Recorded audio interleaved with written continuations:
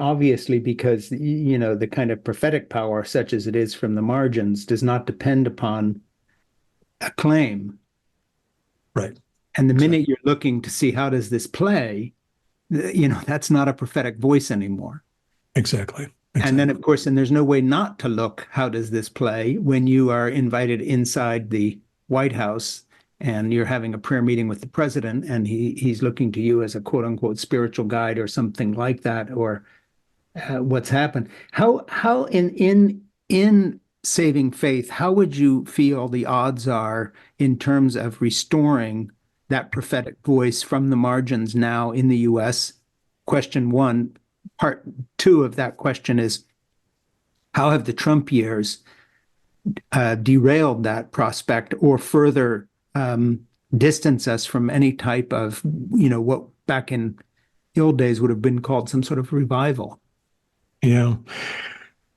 The first part of your question, I feel as though I have a mandate to be hopeful.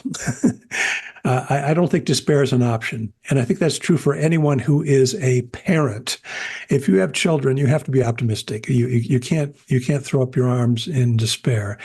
And I have to say that I fight despair a lot when I look on the national scene. I think there's reason to be worried. There's reason to be concerned about the future. So I try to fight that feeling of hopelessness.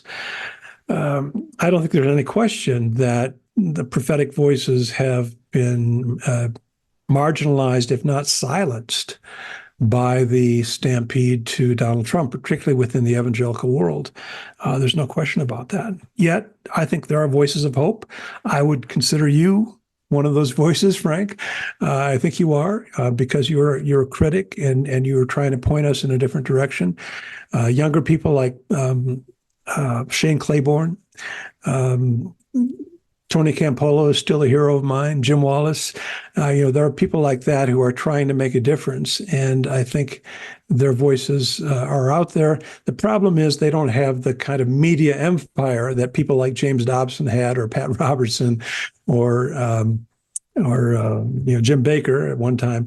They don't have that sort of megaphone that is characteristic of some of these other religious leaders these days, and that I think is a shame.